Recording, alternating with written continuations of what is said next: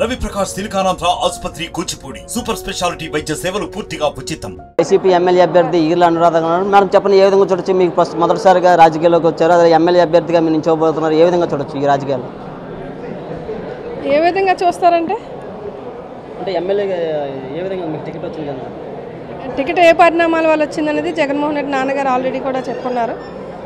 ఈరోజు నేను రాజకీయంలోకి అయితే కొత్తగా రాలేదు. మా తాతయ్య ఒక 26 సంవత్సరాలు సర్పంచ్గా చేశారు. దాన్ని కొనసాగిస్తూ మా నాన్నగారు ఉప ముఖ్యమంత్రి స్థాయికి ఎదిగారంటే దానికన్నా ముందు వార్డు మెంబర్ నుంచి ward member, sarpanch, MPTC, MPP, ZPTC, ఆ తర్వాత ఎమ్మెల్యే అయిన తర్వాత ప్రతిపక్షంలో ఉన్నప్పుడు డిప్యూటీ ఫ్లోర్ లీడరు, విప్ అధికారంలోకి వచ్చిన తర్వాత ఆ తర్వాత రాష్ట్ర పంచాయతీరాజ్ శాఖ, గ్రామీణాభివృద్ధి శాఖ మంత్రులు మరియు ఉప ముఖ్యమంత్రులు జగన్మోహన్ రెడ్డి గారు ఆశీస్సులతో అయ్యారు. నేను రాజశేఖర రెడ్డి గారి పాదయాత్ర నుంచి కూడా నాన్నగారు వెంటే ఉన్నాను. రాజశేఖర రెడ్డి గారి కుటుంబం చేసినటువంటి ప్రతి పాదయాత్రలోనూ, ఓదార్పు యాత్రలోనూ అన్నింటిలో కూడా నేను పాల్గొనడం జరిగింది. 2014 ఎన్నికలలో నాన్నగారి కోసం ఆ రోజు నుంచి కూడా ఈ రోజు దాకా మొన్న నాన్నగారు నాకు అభ్యర్థిగా ప్రకటించినంత వరకు కూడా వైఎస్ఆర్ కాంగ్రెస్ పార్టీ కార్యకర్తగా నేను మాడుగుల నియోజకవర్గంలో పనిచేస్తూను గూడు ముత్యాల నాయుడు గారి అమ్మాయిగా నియోజకవర్గంలో ఎమ్మెల్యే శాసనసభ్యుడు తాలూకా కూతురిగా నేను ఆయన ఎప్పుడూ కూడా ప్రజలకి అందుబాటులో ఉంటూ ఎవరికి ఏ కష్టం వచ్చినా సరే అర్ధరాత్రి సైతం నేను ఫోన్ లిఫ్ట్ చేసి వాళ్ళకి ఆపద ఉంటే కేజీహెచ్కి కానీ, లోకల్ ప్రైవేట్ హాస్పిటల్స్ కానీ, మా హాస్పిటల్స్ కానీ, ఇక్కడ ఉన్నటువంటి ఎన్టీఆర్ హాస్పిటల్ కానీ ప్రతి ఒక్కరికి కూడా నా సేవలు అందించాను. ఈ సేవలను గుర్తించి నేను 2021లో నేను జెడ్పీటీసీ అభ్యర్థిగా నాకు టికెట్ ఇవ్వడము, నేను 16,000 పైచులకు ఓట్లు మెజార్టీతో గెలవడం, మన స్టాండింగ్ కమిటీ చైర్మన్, ఉమ్మడి విశాఖ జిల్లాలో స్టాండింగ్ కమిటీ చైర్మన్గా కూడా నాకు బాధ్యతలు ఇవ్వడం జరిగింది. 2023 ఫిబ్రవరి 23వ తారీఖున నేను చేసినటువంటి సర్వీస్ని కానీ గుర్తించి నాలో ఉన్నటువంటి చురుకుతనాన్ని జగన్మోహన్ రెడ్డి గారు గుర్తించి పార్టీకి సేవ చేసే భాగ్యం మరింత పెంచుతూ నన్ను జిల్లా మహిళా అధ్యక్షురాలుగా కూడా నాకు బాధ్యతలు ఇవ్వడం జరిగింది. ఆ తర్వాత అనుకోని పరిస్థితుల్లో ఇక్కడ సీఎం రమేష్ గారు ఇక్కడ అపోజిషన్ క్యాండిడేట్ ఉమ్మడి అభ్యర్థిగా అనకాపల్లి పార్లమెంట్ సభ్యులుగా రావడం, దానికి వాళ్ళు ధనబలంతో కొడితే జనబలంతో కొట్టే నాయకుడు మన అనకాపల్లి జిల్లాలో నాన్నగారు ఉన్నారు అని చెప్పి జగన్మోహన్ రెడ్డి గారు గుర్తించి ఆయన ఆశీర్వదించి ఆయనకి ఎంపీ టికెట్ ఇవ్వడం జరిగింది, ఎంపీ అభ్యర్థిగా ప్రకటించడం జరిగింది. నియోజకవర్గంలో ఇప్పటికే నేను నాన్నగారితో పాటు ప్రజలందరికీ కూడా అందుబాటులో ఉన్నాను. ఆయన నా మీద పెట్టుకున్నటువంటి నమ్మకము, ఆయన ఆశీర్వాదంతో నాన్నగారు కూడా నాకు అండగా ఉంటారని చెప్పి మాడుగుల నియోజకవర్గంలో శాసనసభ్యురాలుగా అభ్యర్థిగా ప్రకటించడం జరిగింది. ఒకే ఫ్యామిలీ నుంచి 2 టికెట్లు ఏ విధంగా వచ్చాయి? ఒకే ఫ్యామిలీ నుంచి 2 టికెట్లు ఉన్నాయంటే మాడుగుల నియోజకవర్గ ప్రజల మీద కానీ, కార్యకర్తల మీద కానీ, నాన్నగారి మీద కానీ, మా కుటుంబం మీద కానీ ఉన్నటువంటి నమ్మకము, విశ్వాసమే. అనకాపల్లి ఎంపీ టికెట్పై బేగా ప్రకటించలేదు, అంత లేట్గా అధిష్టానం అయితే ప్రకటించింది, దీని వెనక కారణం ఏమిటి? కారణం ఏమున్నది అనేది జగనన్న చెప్పాలా, నన్ను అడిగి మాకేం తెలుస్తుంది? ఏ విధంగా చూస్తారు మేడం? ఒక పక్క వాళ్ళు కూటమి అంటున్నారు, మీరు సింగిల్గా మేము సిద్ధం 170 స్థానాలు మేము గెలుస్తామంటున్నారు, అంత కాన్ఫిడెన్స్ ఏంటి మేడం మీకు? అంటే కూటమి అనే దగ్గరే అర్థమైపోయింది. ఎందుకు అంటే గెలవలేము అనే భయంతోనే కదా ముగ్గురు కలిశారు.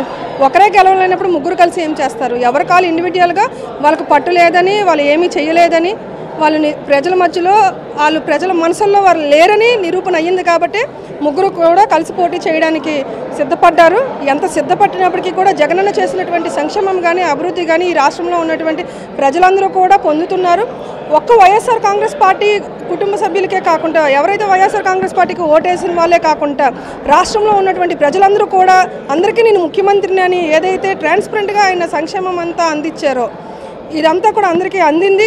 మొన్న 1వ తారీఖున ఏదైతే మనం చూసామో పెన్షన్ అందించాల్సినటువంటి సమయంలో తెల్లవారుజామున అందాల్సిన పరిస్థితి అయితే ఉండేది గతంలో, ఈ ఎలక్షన్ కూడా రాకముందు.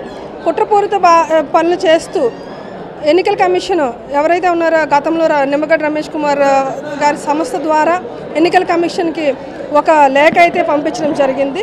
అవ్వాతాతలకి, వికలాంగ సోదరులకి, వితంతు సోదరిమణులకి అందరికీ కూడా పెన్షన్ తెల్లవారుజామున ఇల్లు కదలకుండా గతంలో అందుకునేవారు. వాలంటీర్ వ్యవస్థని ఎక్కడా కూడా దరిదాపుల్లోకి వెళ్ళకూడదు అని వాళ్ళకి ఒక మెసేజ్ ఇచ్చి వాళ్ళ ఫోన్లు తీసుకొని వాళ్ళ ఫోన్లు ఆఫ్ చేసేసి తంబ మిషన్లు కూడా వాళ్ళ దగ్గర తీసుకొని వాళ్ళు ఏదైతే ఇలా పెన్షన్ ఇచ్చే కార్యక్రమంలో ప్రచారం చేస్తారనే దురుద్దేశంతో వాళ్ళని ఆపడం జరిగింది. ఇంటికే పరిమితం చేశారు. కాబట్టి ఈ 3 రోజులుగా ఏదైతే 1వ తారీఖున అందాల్సిన పెన్షన్ 3 రోజులు కూడా అందకపోగా ఈ వృద్ధులు కానీ వికలాంగులు కానీ వీళ్ళందరూ కూడా సచివాలయమో లేకపోతే గ్రామంలో ఉన్నటువంటి ఆ పంచాయతీ బిల్డింగ్ దగ్గరికి వెళ్ళే పరిస్థితిలో వాళ్ళు చాలామంది కూడా కళ్ళు తిరిగి పడిపోవడం అయితేనేమి ఇప్పటికే చనిపోవడం కూడా జరిగింది. ఉదాహరణ మా కోయకోటపాడు మండలంలోనే ఒక ఆనందపురంలో ఒక ఆయన పక్షవాతంతో బాధపడుతున్నటువంటి ఆయన పెన్షన్ కోసం 3 రోజులు తిరుగుతూ ఎండకి సమస్యలు పోయి చనిపోయారు ఆ రోజు.